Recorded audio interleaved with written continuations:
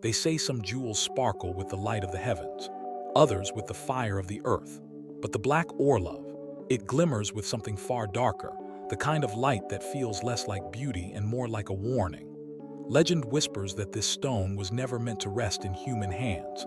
Torn from the eye of a sacred Hindu idol, its removal was not an act of devotion but desecration, the kind of violation that carries a punishment measured not in minutes or years, but in centuries. And so began the story of a diamond that glitters with death. The Black Orlov, a rare black diamond weighing more than 60 carats in its final cut, has been branded with a chilling epithet, the Eye of Brahma Diamond. Its surface is as dark as midnight, absorbing the light instead of reflecting it, swallowing glimmers the way a black hole devours stars. To the unknowing eye, it is alluring, a piece of the cosmos frozen in stone. But to those who know its past, its beauty feels like a trap. Across generations, whispers have clung to this gem like shadows that will not let go. Owners of the diamond have not simply fallen ill, not simply gone bankrupt, not merely suffered scandal. No, they have died in the most violent, haunting, and self-inflicted ways. Consider this. 3 women, each tied to the Black Orlov, each one wealthy, titled, and admired, hurled themselves from towering heights.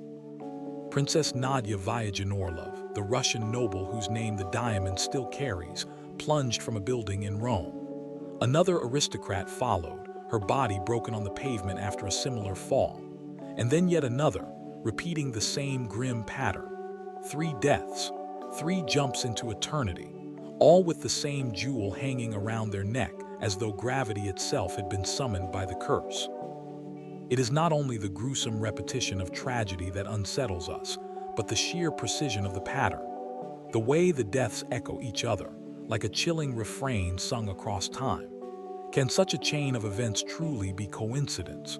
Or does the diamond carry with it an invisible weight, a pull not just on the earth, but on the human mind, a whisper that tempts its owners toward despair? And yet, for all its darkness, the Black Orlov has never disappeared. Passed from hand to hand, sold at auctions, exhibited like a prize, flaunted like a trophy. As if humanity, even knowing the stories, cannot resist testing its fate. As if the curse is not a deterrent but part of the diamond's allure. Because danger, after all, is seductive. We are drawn to it, the way moths are drawn to flame, even knowing what awaits. This is no ordinary gem. It is a mirror held up to human desire for beauty, for wealth, for possession, and a reminder of how often desire and destruction walk hand in hand. The Black Orlov is not merely a jewel. It is a question, a riddle wrapped in stone, a whisper from the past that demands an answer. Is it the diamond that kills, or the darkness within us that surfaces when we hold it? If this opening made you stop scrolling, you're not going to want to miss what comes next. Make sure to subscribe and stay with us, because the Black Orlov story only gets darker. Long before the Black Orlov was locked away in velvet cases and guarded by armed security, before it drew gasps in auction houses and headlines in newspapers, it belonged to no man at all. Its story begins not in the hands of collectors, but in the gaze of the divine. According to legend, the Black Orlov was once set into the very eye of a statue of Brahma, one of the great deities of Hinduism. This idol, located in the temple city of Pondicherry, was said to radiate peace, balance, and sacred power, a spiritual heart that held centuries of devotion. Pilgrims traveled miles to kneel at its feet, believing that the gemstone embedded in its gaze carried the blessings of the cosmos itself. Imagine that sight for a moment. A towering idol carved with devotion, its eyes alive with an unearthly gleam, one of them shimmering not with paint or glass but with a black diamond, forged in the earth's ancient fires. To worshippers, this was no mere decoration. It was the god's vision made tangible, the bridge between human and divine. To stand before it was to be reminded of humility and to feel the weight of eternity pressing down on mortal shoulders. But as history so often teaches us, what is holy to one people can become temptation to another. Somewhere, at some point, someone gazed upon that diamond and saw not divinity but profit.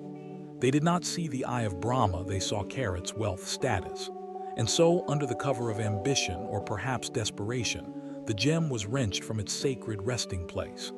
The act was not only theft, it was sacrilege, a crime against spirit as well as flesh. To plunder the gaze of a god is to invite retribution that goes beyond human courts, punishment that whispers across time. In Indian tradition, the desecration of sacred idols carries a heavy karmic price. The belief is simple yet profound. Disrupt the balance, and you invite imbalance into your life. Steal what belongs to the divine, and you summon a shadow that will follow you, generation after generation. The curse of the Black Orlov was not born of chance, but of violation. By tearing it from Brahma's gaze, the thief transformed a blessing into a burden, a relic into a weapon. Even outside of faith, there is something deeply unsettling in this story. Because whether you believe in curses or not, the psychological weight of owning a gem that was once revered by millions as divine cannot be underestimated. To hold it is to hold a stolen eye, to feel its gaze upon you, unblinking, inescapable. How do you sleep knowing the stone in your possession once stared out from the face of a god? How do you convince yourself it is only a jewel when generations whispered of its sacredness? That unease, that gnawing guilt, is itself a kind of curse. And so, from its very first step into human hands, the Black Orlov carried not only physical beauty but moral contamination. It was no longer an object of reverence, but of fear, a sacred heart transformed into a dark omen. The theft set the tone for every tragedy that would follow, as if the jewel itself carried within it the memory of the violation. From that moment forward, it was no longer simply a diamond. It was a wound carved into stone. But once removed, the whispers remind us, the jewel would never again bring peace, only despair. By the time the Black Orlov left its homeland and surfaced in Europe, it had already shed its sacred aura and carried only whispers of dread. The diamond crossed borders like contraband, slipping into the hands of dealers and collectors who cared little for the temple it once adorned. What mattered was its rarity, a black diamond of unnatural size, a curiosity that spoke not of gods, but of power. And in the glittering courts of Tsarist Russia, power was everything. It was here, among the aristocracy of St. Petersburg and Moscow, that the stone found its first documented victims. The Orlov family, an old and prestigious Russian dynasty, became entangled with the diamond's fate. Whether by marriage, inheritance, or transaction, the jewel entered their orbit, and with it came a darkness they could not escape. The story most often told is that of Princess Nadia Orlov. She was no ordinary noblewoman. Like many of her peers, she lived surrounded by opulent chandeliers that dripped crystal, carriages lined with velvet, and evenings filled with symphonies echoing through gilded halls. To the outside world, she had everything. Yet, in her possession gleamed a jewel that whispered otherwise.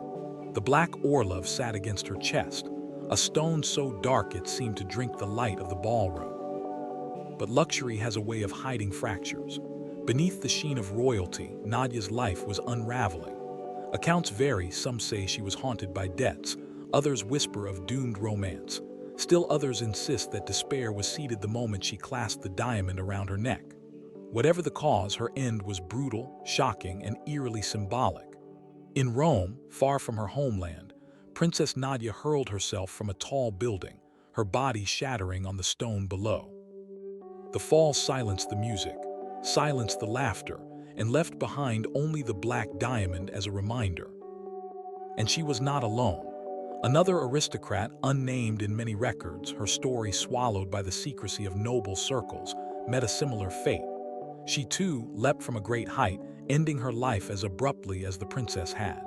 Whispers spread. One tragedy might be chance, but two, bound by the same jewel, was something darker.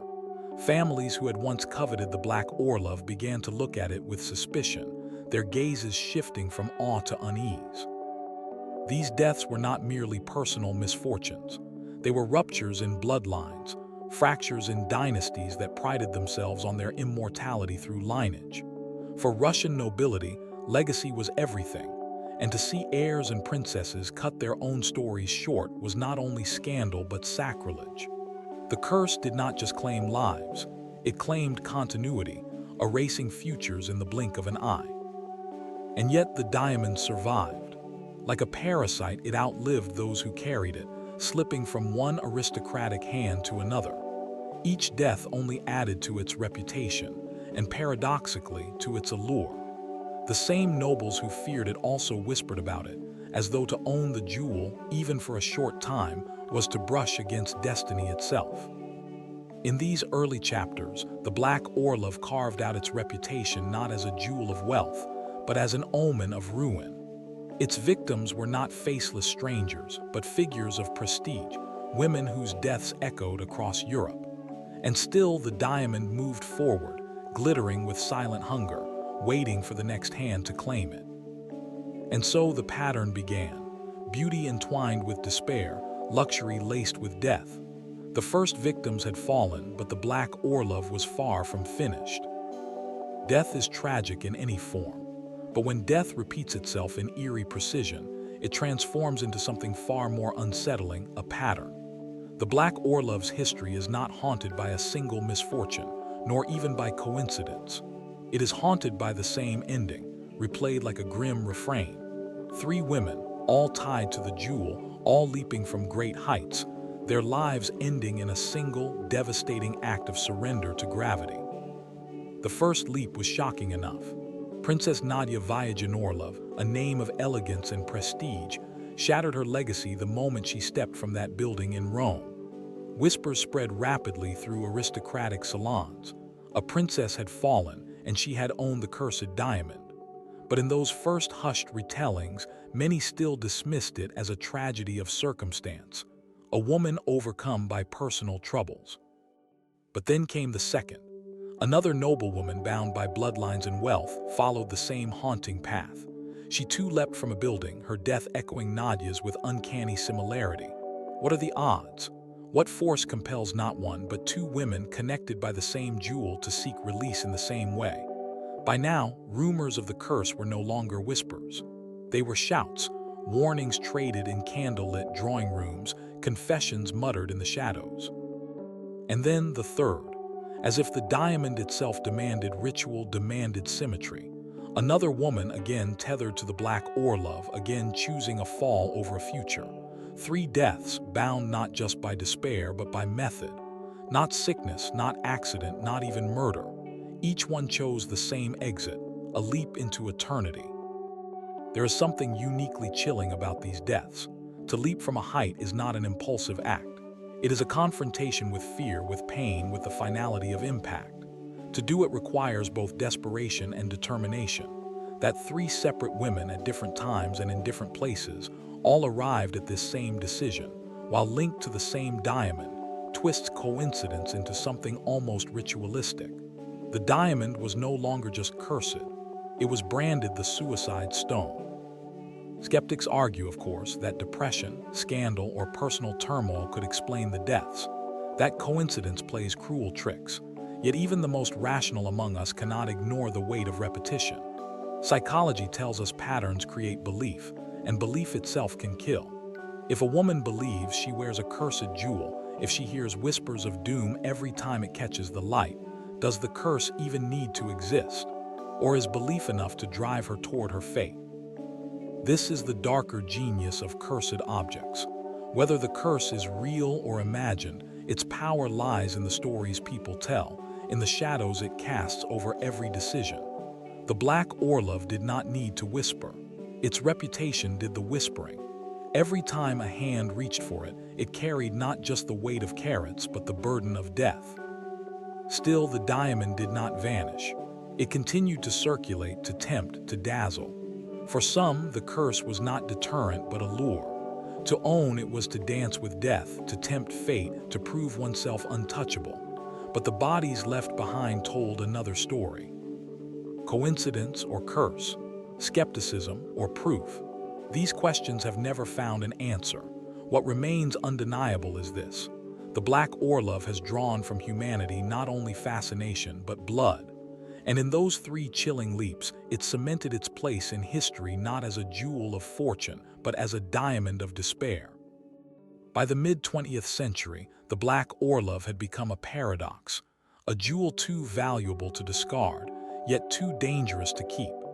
It carried the weight of bloodlines lost, of women who had hurled themselves into eternity, and of whispers that seemed to grow louder with every passing decade. Collectors still coveted it, but few dared to claim it openly. The diamond had become infamous, branded not just as rare, but as lethal. And so, a new idea emerged: if the curse was bound to the jewel in its original form, perhaps that form could be destroyed. The plan was audacious: to cut the diamond, not simply to polish it or reset it, but to fracture its very essence. In superstition, cursed objects are believed to hold their dark power intact, but shatter them, divide them, and perhaps the curse weakens, like a spell broken. For centuries, cultures have performed acts of ritual destruction to rid themselves of haunted relics. Now, the Black Orlov would face its own symbolic execution, not at the hands of priests or mystics, but at the blades of gem cutters. When the diamond entered the cutting process, it weighed an astonishing 195 carats, already extraordinary for a black diamond, which is rare in itself. But by the time the tools were finished with it, the jewel had been reborn as a 67.5 carat cushion-cut stone. To the untrained eye, it was now just another diamond, dazzling, symmetrical, elegant. Its jagged past seemed hidden beneath the perfection of facets that caught the light instead of swallowing it. The act was not only practical, it was psychological. To cut the diamond was to declare mastery over it, to say, "The curse no longer rules here." Yet the question lingered: can you really slice away misfortune? Can human hands alter not just the physical shape of stone, but the destiny tied to it? Many believed the curse had been broken that day. The death stopped.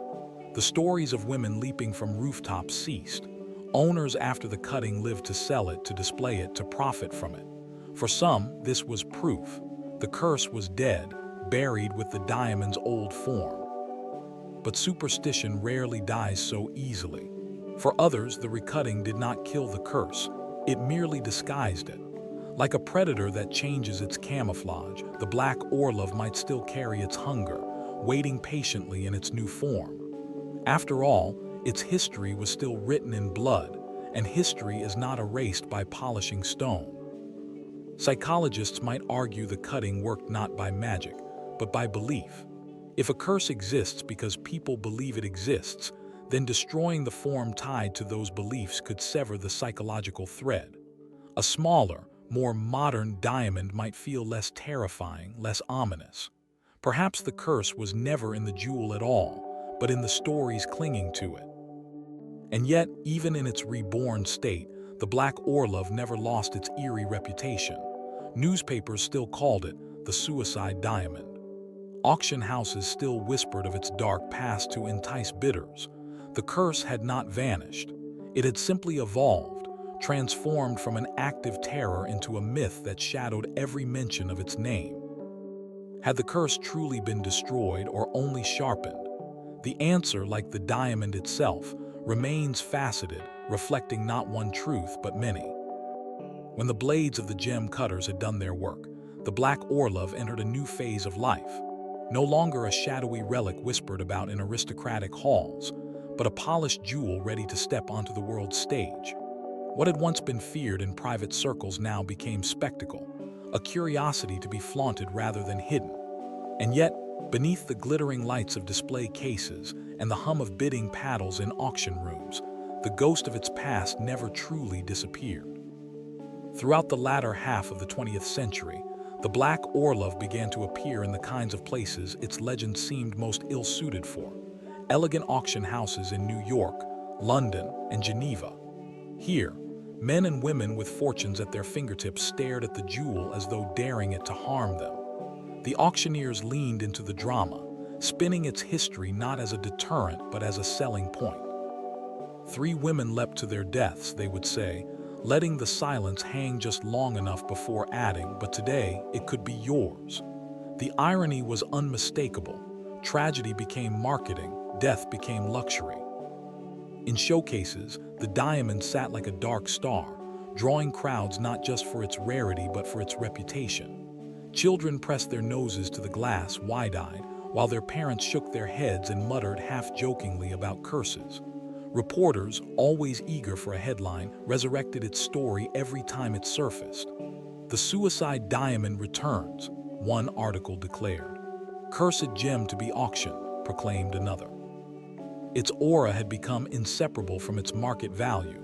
The fear was part of the fascination. And fascination has always been the fuel of Hollywood. The Black Orlov was not destined to remain locked away in dusty vaults. It was far too theatrical for that. Eventually, it was displayed not just in auction halls, but in exhibitions tied to the glamour of film and fashion. To wear it even briefly, even on loan, was to participate in a dangerous legend, to be photographed not simply as adorned, but as daring. For a starlet or socialite, there was no better publicity than surviving a night with the Black Orlov clasped around her neck. But behind the flashbulbs and red carpets lingered a darker commentary. Humanity, it seemed, was no longer hiding from the curse but consuming it as entertainment. What had once been a solemn warning, a jewel linked to suicides, desecration, and despair, was now paraded like a circus act, packaged for profit. We could not resist it because we wanted both sides at once, the beauty and the horror, the luxury and the danger. The Black Orlov had become a mirror reflecting not just our fascination with diamonds, but our fascination with doom. And still, even as it glittered under spotlights, a subtle unease followed it. Would you dare to bid on such a jewel? Would you wear it to a gala, knowing the women who wore it before leapt from rooftops? For some, the answer was yes, not in spite of the danger, but because of it. The Black Orlov had transformed into something more than a gemstone. It was now a story, a character, a legend that lived wherever it traveled. And yet the question persisted, whispered beneath every auctioneer's gavel and every red carpet photograph. We may not believe in curses anymore, but why does this diamond still terrify us? For centuries, the Black Orlov has carried with it a question that refuses to be silenced. Is it truly cursed, or is it merely a victim of human imagination and misfortune? By now, its story has been retold in countless variations, from hushed rumors in aristocratic circles to bold headlines in glossy magazines. Each version adds another layer of intrigue, another echo of fear. But at the heart of it lies a riddle that no auctioneer, historian, or believer has ever fully answered. Consider the evidence. On one side, the facts are chilling. 3 women tied to the diamond leapt to their deaths. A sacred idol in India was desecrated to claim the jewel, a theft believed to have unleashed karmic retribution. The Black Orlov's name alone carries with it an aura of death and despair. These are not scattered anecdotes. They are stories that repeat themselves, creating patterns that feel too deliberate to ignore. On the other hand, we must confront human psychology. The mind is fertile ground for fear. Tell someone an object is cursed, and suddenly every misfortune becomes a sign. A broken engagement, a lost fortune, even a restless night, all can be laid at the jewel's feet. Confirmation bias turns rumor into reality. In that sense, perhaps the Black Orlov is not cursed at all, but rather made into a curse by the power of belief. To own it is to inherit not supernatural doom, but the unbearable weight of expectation, the knowledge that tragedy has walked this path before you. And yet this very uncertainty is what keeps the legend alive. If the curse could be disproven with certainty, the diamond would be stripped of its aura, reduced to just another rare gem. If the curse could be proven beyond doubt, it would likely vanish into vaults, hidden forever. But balanced in ambiguity, the Black Orlov thrives. It is the maybe, not the certainty, that makes it irresistible. There is also a deeper symbolism at play. Cursed jewels are more than stories of superstition. They are warnings about human desire. They remind us that the things we covet most fiercely, wealth, beauty, power, can also destroy us. The Black Orlov reflects not just light but human flaws, greed, arrogance, the temptation to hold what should never have been ours. Whether cursed by gods or by our own obsession, the diamond becomes a lesson in consequence. And so the legend endures, exhibited in showcases, whispered about in documentaries, resurrected in every auction. The Black Orlov survives its victims. It continues to glitter, indifferent to the lives it has touched or taken. For all our theories, for all our skepticism and belief, the diamond offers no answers. It only asks the question back at us, every time its dark facets catch the light. Do you believe? The Black Orlov has outlived empires, outlasted curses, and outshone every tragedy linked to its name. But the mystery remains unsolved, as though the jewel itself refuses to let the truth be known.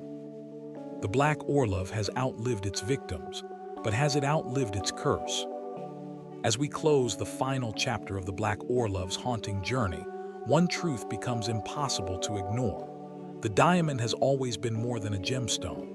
It is a mirror, reflecting not just wealth and beauty, but the deepest fears and desires of those who dare to hold it.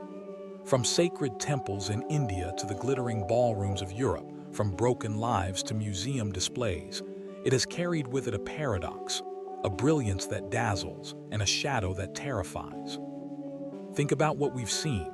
A jewel said to have been stolen from the forehead of a god, a trail of death that followed its owners across continents, a string of desperate attempts to reshape its destiny from recutting to rebranding, all in hopes of breaking a curse that never quite lets go. And through it all, the Black Orlov has remained unchanged, cold, silent, watching. Perhaps that is what makes it so disturbing. Diamonds are meant to symbolize love, eternity, triumph. Yet this one has come to symbolize the exact opposite: betrayal, loss, doom. To gaze into its dark facets is to confront the question of what we value and why. Do we chase beauty even if it destroys us? Do we risk everything for the chance to hold something forbidden? Or do we walk away, leaving mystery and danger untouched? The truth is, the Black Orlov forces us to choose what we believe. Some will dismiss it as coincidence, a tale inflated by gossip and fear. Others will see it as proof of forces beyond our understanding, the wrath of gods or karma that no human hand can escape. But whichever path you take, the story lingers, because stories, like curses, have a way of surviving. And now I leave the question with you. If the Black Orlov were placed in your hands today, glittering, flawless, worth millions, would you keep it? Or would you be too afraid to try? If this journey into legend and misfortune left you questioning what's real and what's myth, then don't let it end here. Like and subscribe to join us as we uncover the world's most mysterious treasures, their forgotten histories, and the chilling truths they leave behind.